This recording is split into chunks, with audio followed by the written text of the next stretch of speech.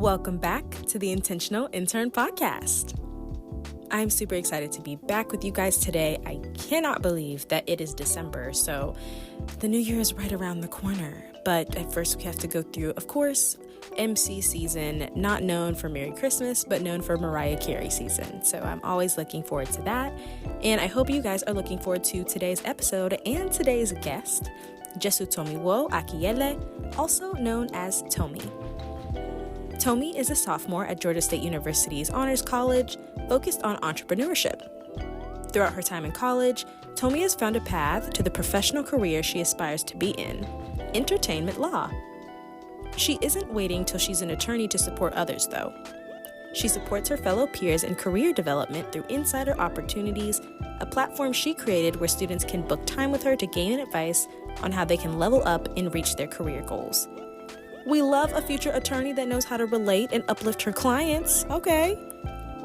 In this episode, Tomi and I talk about how she chose her major in interdisciplinary studies, finding her love for law, her internship experiences, balancing a busy life, and more. For those who want to connect with Tomi, you can find her LinkedIn linked below. Let's dive into our second to last episode of the year.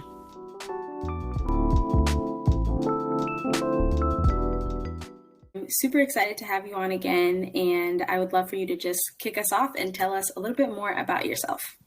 Okay. Hi, everyone. I'm Tomi. I'm 18. I go to Georgia State. I'm about to be a sophomore, and I am an interdisciplinary studies major. My concentration is in media entrepreneurship.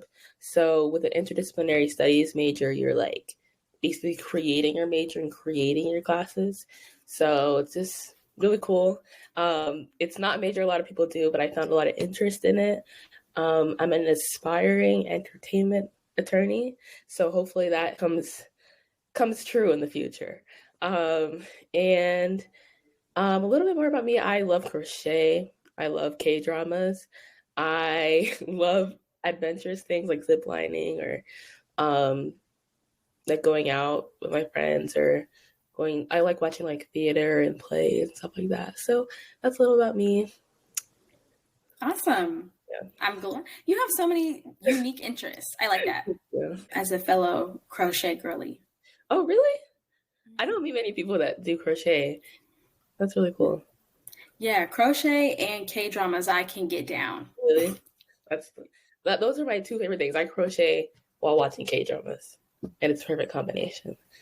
I was just about to say that. That sounds so perfect and peaceful. It is.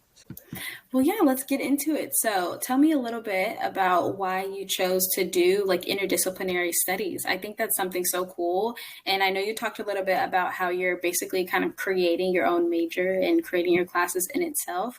What made you want to go down that road? So basically when I first applied to Georgia State, I was going to be a political science major because I felt like everyone that goes to law school is a political science major. Like most people that I met that went to law school or are a lawyer right now, they all were political science majors.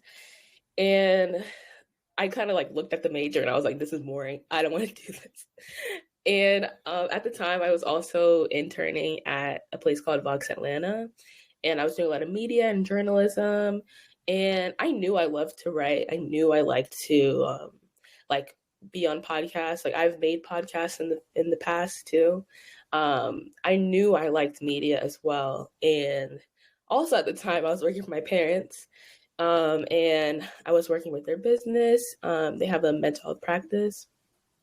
And so I was kind of doing business, but I was also doing media, but I also knew I wanted to go into law. So I had 3 interests.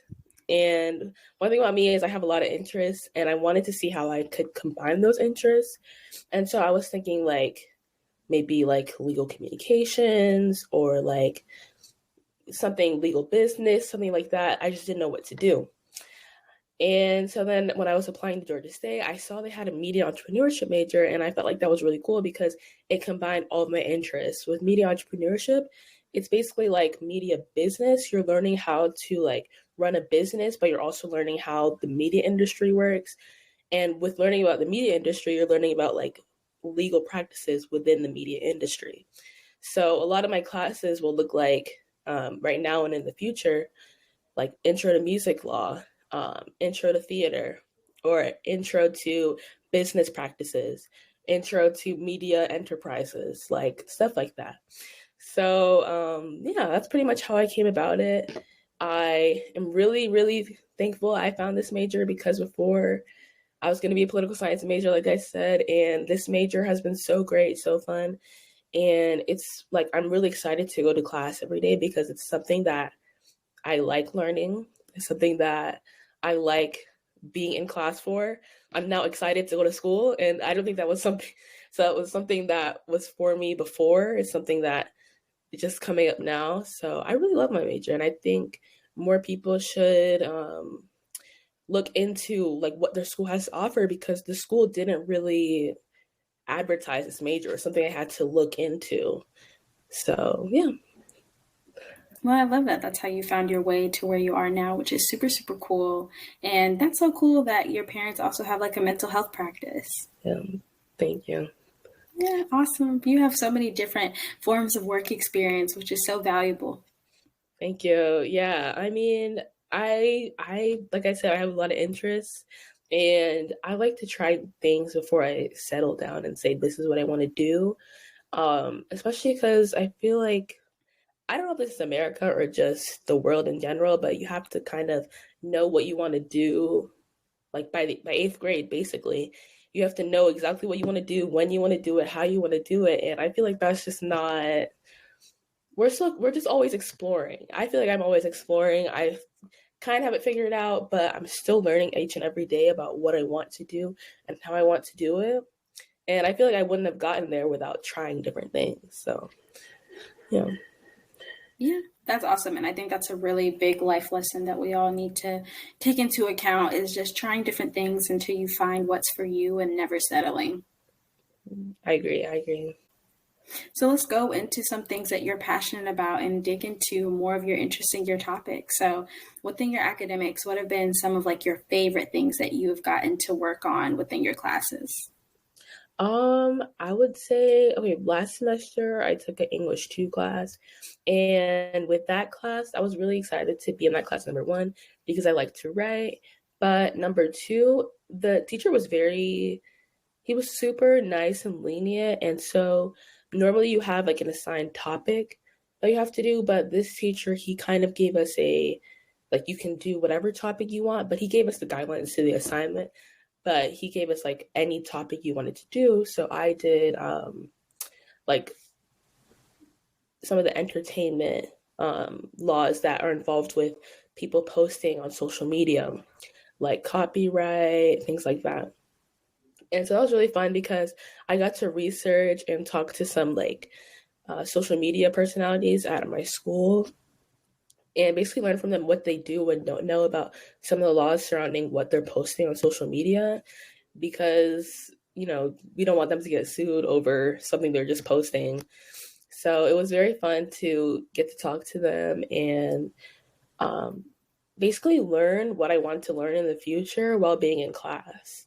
And I think one of my other classes that I had, media culture and society, that was another class I had fall semester. I started learning kind of like the history behind like media and entertainment, its beginnings, where we are right now, what we're going to do in the future, things like that. And so those were like some of the classes I had last semester. I'm really excited for the classes I have this semester, which I'm taking a class. It's called Communication Law and Regulation. So I'm going to be learning all about like communication laws within like business practices. I'm also going to do business value in you. And that class is more like a creative class. So I'll have like a project that I'm going to bring to the class and I'm going to work on that project throughout the year. And I have to develop it into like a solid firm business by the end. Yeah, those are like really interesting classes that I'm super excited for. That's super cool. It seems like you, again, have gotten to have like a lot of different diverse experiences and you have a lot of stuff coming up too. Business value in you seems like that's going to be a really, really fun one. Yeah. Yeah, I'm really excited for it. And another class I'm taking is Women Lead Business, which is like, were you a part of Women Lead? I Okay. was. Yeah. So at Georgia State, they have this like program called Women Lead, and some of my other friends did it as well. But I'm excited for that class as well because I've seen like how much some students have grown through it, and I'm excited to experience that growth as well. Yeah, I absolutely love Women Lead. I was also part of the Women Lead business cohort, I believe, in 2022. So going on about 2 years of not being in the program, but still in touch with everybody. So it's a very good program for women and men to be a part of, to understand, how they can learn to elevate themselves while they're in university and they're going after what they want to. So I think there will be a lot of value provided there. I think something that I would love to know about is whenever I hear people talk about having any type of interest in legal, I always wonder what entices you about that. And so I want to know from your perspective, what entices you about anything in the legal or law field? Law field. Okay. I'll say, well, I first was enticed to legal when it came to me being like, I was first of all, in high school, I was in a medical pathway when I first, because at first I really wanted to be a dentist. And so I was in ninth grade, I was in the medical pathway. And then I realized I actually really don't like medicine at all. I don't think I could do it. It was just not for me. And it was like 10th grade. I feel like a lot of people say this, but I watched Legally Blonde. Legally Blonde was my turning point. And for some reason, I never really thought of law, like at all. And it was like the summer before 10th grade. I watched Legally Blonde and I was like, I want to be Elle Woods. I want to be Elle Woods because I felt like at that point, that's something that I could do. It kind of meshed all my interests into one, like reading, writing, analyzing. That's stuff I like to do, but I never realized it until I watched Legally Blonde. And so that summer for 10th grade, I signed up for my intro to law pathway at my high school. And so that's how I got into the law pathway at my high school, and I loved it. I love that class. The teacher was great. He was one of my favorite teachers in high school, and all my classmates were great. We had like mock trials in it. We had we went to like different field trips. We had different like speakers coming to our class. We learned all about like family law, civil law, criminal law, all the different types of law in high school. And so I really loved that. And from there, I had my mind set on criminal law. And so I did a criminal law internship at the Superior Court of Fulton County, which was great, I did it with the Atlanta Bar Association. And I learned a lot about me. I learned a lot about the law. I learned a lot about the Constitution, kind of like where the laws we have come from. And that whole experience was great. It really transformed me. I feel like I became a more confident person and my goals were kind of more established during that time. Like I said, when I first started that internship, I thought I was going into criminal law. I wanted to go into criminal law. And then I finished the internship and I realized criminal law probably wasn't for me. And the reason behind that is because I just felt like no one realizes how emotional criminal law is until you get into the courtroom. I was going into like different trials every single day, and it was people like my age or younger doing horrendous crimes, and it was probably like the worst thing I've ever seen. I watched like this one civil trial, and it was just so brutal. It was so horrible. Criminal trials of people dying, like autopsies on screens, and it was just a lot. And I think criminal law is really like glorified on TV, especially like on Law and Order and Criminal Minds and things like that. Like it seems like, oh, this is so cool, so fascinating, but until you get there, until you sit in that seat, until you are around people who are in the courtroom who maybe their son died or so this and that happened to them, you don't realize how much like criminal law, it's really a criminal act that happened to someone else. Like this is something that happened to someone else. it's a part of their story forever. And so from there, I kind of realized I don't want to do criminal law. And I decided, okay, I think entertainment would be great because I really love entertainment. I love K-dramas. Another thing I forgot to say is I love music, all genres of music, basically. And I realized entertainment would be a great like segue for me, just because I feel like entertainment has a combination of business, media, and law. And those are all my three like top interests. And so far, so good. I've been able to like talk to a lot of entertainment students, entertainment lawyers, entertainment law students, things like that, and get more insight on like what their job is, what they're learning about. And it really interests me. That's something that I want to do in the future. And that was a really long-winded answer, but basically that's how I got to like, okay, this is what I want to do, entertainment law. Yeah, and I think that was all by just me trying new things. Like I said before, I just constantly putting myself out there, which is definitely harder than it looks. But I think once you like keep doing it over time, it gets easier. And since I've been doing it, it's gotten a lot easier. I literally just, go up to someone and talk to them about, what they're doing and how it's helping them, how it's affecting them. I go on LinkedIn, I just message someone that is doing something that I think is really interesting. And yeah, that's pretty much all it is to it. But that's how I got my inspiration for law and entertainment.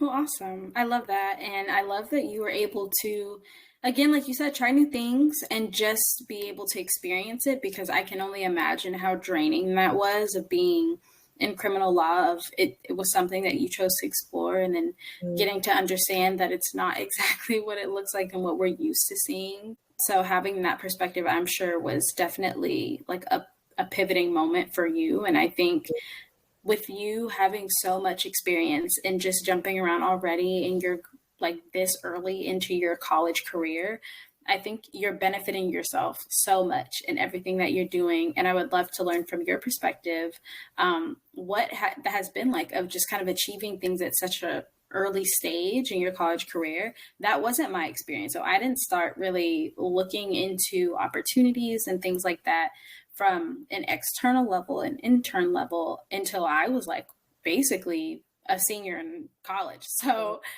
it was a little bit different. But from your experience of just being in early career in college and going out and doing things, what has your experience been like? I would say really just amazing. I want to say like when I first started, especially like high school, I transferred high schools, and I would say I think most people that knew me then, I was a very shy and quiet person, and I just stuck to myself. Until I just decided like, I can't continue on like this. I can't. And there's nothing wrong with being quiet. I'm not saying that I'm not like quiet right now. I'm still an introvert, but I feel as though like I just decided one day I need to step out of my shell. How am I going to be successful in the future if I'm just here? I have all these questions in my head, but I don't ask them out loud. I don't talk to people. I don't communicate what I know. Especially like in classes, I would be the last person to raise my hand. I would be the last person to talk. And one day, I guess that switch kind of just flipped for me. And I did baby steps. I just started talking more in classes, and talking more to people that I'm surrounded by in my classes, my teachers, my peers, things like that.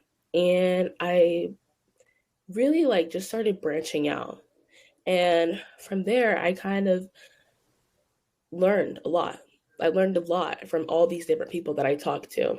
And I had a journal where I just write down everything I've learned from them. And I realized like I want to put myself out there. There's so many opportunities. I'm looking at them every single day.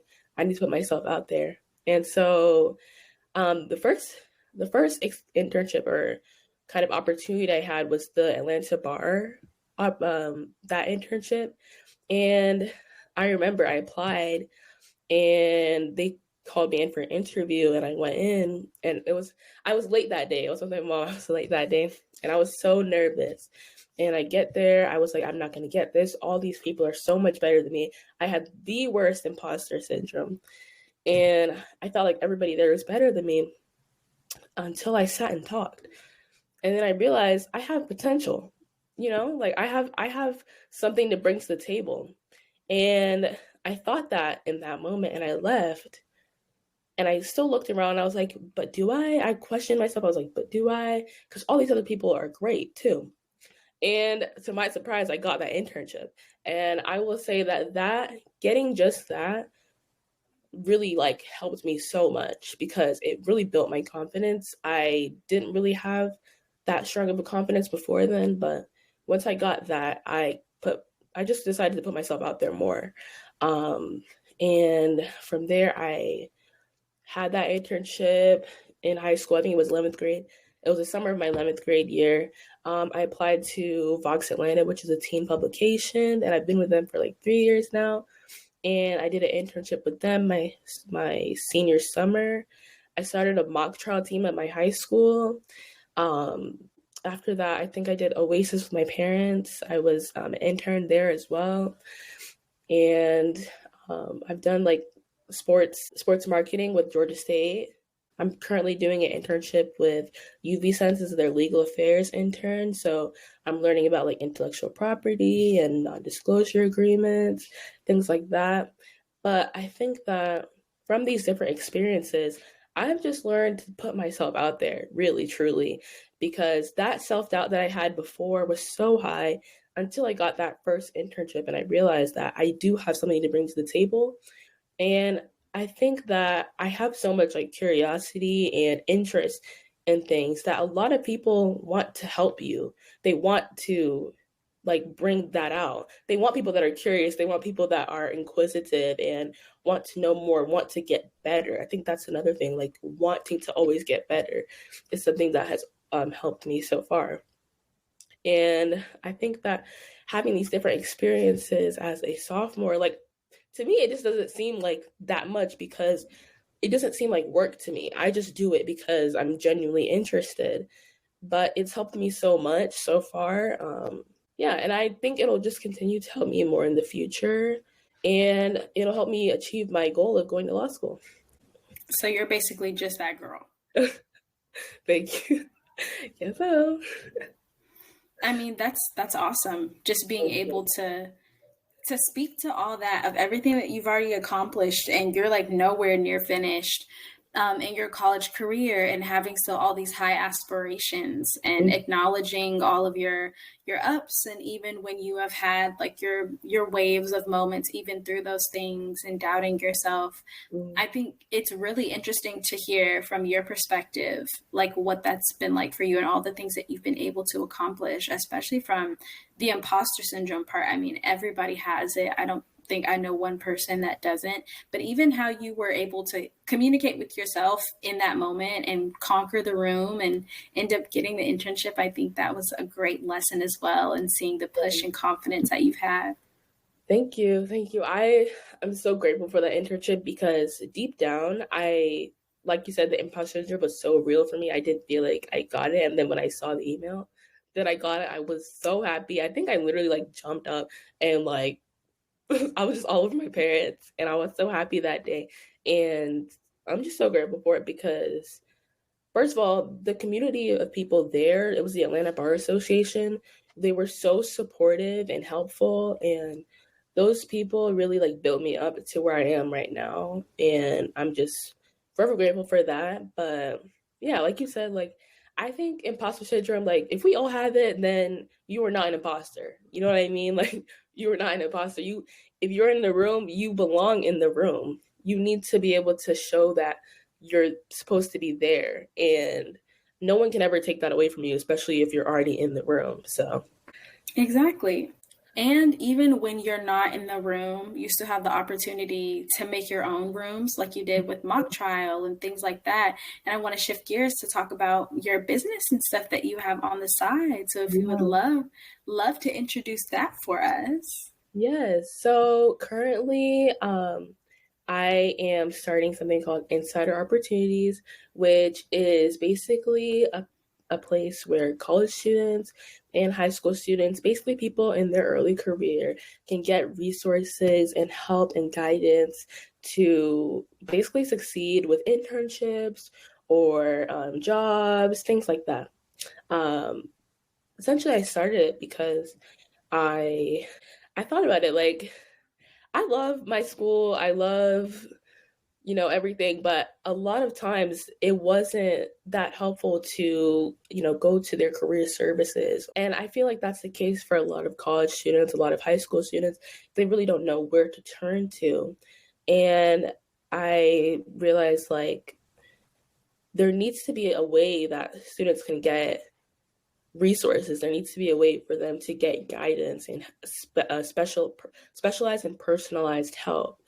And so right now I have like a booking site, and that is where students can like book a session with me. And by no means am I an expert, but I have a couple internships behind me, and I've kind of gotten a good sense of what it takes to get an internship, a paid one for that matter, a paid one, but what it takes to get an internship and what it takes to make yourself stand out, and make yourself have a personal brand. And so that's why I just started this. Right now it's super low cost, $1 plus. So you can pay as much as you want or as little as you want, because I know how expensive those like career coaches can be. I think I've seen up to like $500 an hour, which is atrocious in my opinion. But if you I think everyone that is going to school deserves a chance. I recently talked to someone, and she graduated from college, and she had no job opportunities, no internship opportunities, just because she didn't know what to do, how to make herself stand out. And I think no one should ever have to get to that point. So yeah, that's basically why I started. I have a booking site on my LinkedIn and my Instagram, and it's pretty much open like whenever. You can just book on there. And I have like networking 101, interviewing 101, internship and opportunities guidance, resume and cover letter guidance. I'm still expanding more, so I'm always like requesting feedback from people that book, to make it even better. But yeah, that's pretty much where it's at so far. That's awesome still. And I love that as you're continuing to develop, other people can ask you, and you're so close to the experiences that they're going through because you're going through the exact same thing, just on a different level. Yes, yeah. I basically did the same thing. Like I asked for guidance from people that are like even my grade, or not my grade, my year, or a year above me, or 2 years above me, or even older. Like you can ask from anyone. And I think that asking from someone that's kind of near you also helps, because you're not going to get the same, guidance from someone that's your age versus someone that's way older. Because someone that's way older, yes, they might have more knowledge and wisdom and experience, but they don't know what's currently going on, if that makes sense. People that were doing internships in 1990, they don't know what internships are like right now, because internships are so hard to get. It's like a job basically. And I'm like right now, I was talking to one of my friends, like she's having to apply for summer 2025 internships right now, which should not be happening. I feel like that's just crazy, because you just started your summer internship and you're already applying for next summer. But that's just kind of like where we're at right now. So yeah, I think that talking to people that are my age makes them more comfortable, just because it just kind of seems like a friendly conversation, and there's no shame about it. Like I was also in that same position before, and I've kind of learned a couple things to push myself out there and kind of build a brand for myself. So yeah. And the brand will keep growing. Yes. I think that's amazing that you're taking all these opportunities, especially early on, of just even recognizing the importance of not just vertically networking, but also laterally networking with people who are literally exactly like you and how important that is. Yeah, I think that is super underrated because I feel like when people think of networking, they think of networking higher, like getting with the CEOs, the top dogs, you know what I mean? Like, but you have to network around you too. Some of the students have such valuable knowledge that are just sitting right next to you. You have valuable knowledge to give to them, they have valuable knowledge to give to you. And I think that is also a part of networking. Like I am in some organizations at school, and I just get to talking to people and they talk back to me, and we like help each other out. Like say I see something that they're interested, or they see something that I'm interested in, and we both know each other, we both know our interests, we both send our interests to each other. So I'll see an internship, I'll send it to my friend, they see an internship for me, they'll send it to me. It kind of works like that. And yeah, I think it's super underrated. I think more people should definitely do it.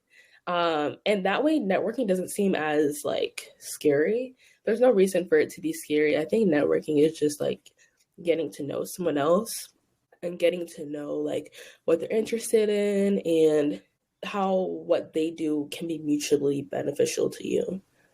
No, exactly. And I think to your point, even just talking about, you have something to offer, you have something valuable, Mm-hmm. even thinking about your credibility, because everybody has credibility somewhere. And if you're talking about early career things and you're talking about just being able to network from that and knowing you have something, establish your credibility. I know what I'm talking about because I've gone through these experiences, and that's not a bad thing to say, that of like everybody has some type of credibility, down from interns all the way up to CEO. Everybody's there because they provide some type of value, and so own that. Yes, such a great point because people only see, in general, people only see the value if you're like at a super successful point. If you're all the way at the top, basically, which is why people think, oh, like you're a CEO, oh, you're a doc, like you're already established. But even if like you're someone like me, I'm not all the way where I want to be, or someone like you two, you're not all the way where you want to be because we're both students, but we're getting there. We have some experience behind us that makes us valuable to someone who also is behind us. You know what I mean? Like we can also help people get to where we are, even though we're not at the end of the finish line. So, yeah. Yeah, exactly. And like on the outside looking into me, like especially compared to where I was when I was a sophomore, you are very successful. Yeah. Thank you. Yeah, I mean, I would have been taking notes for my sophomore self.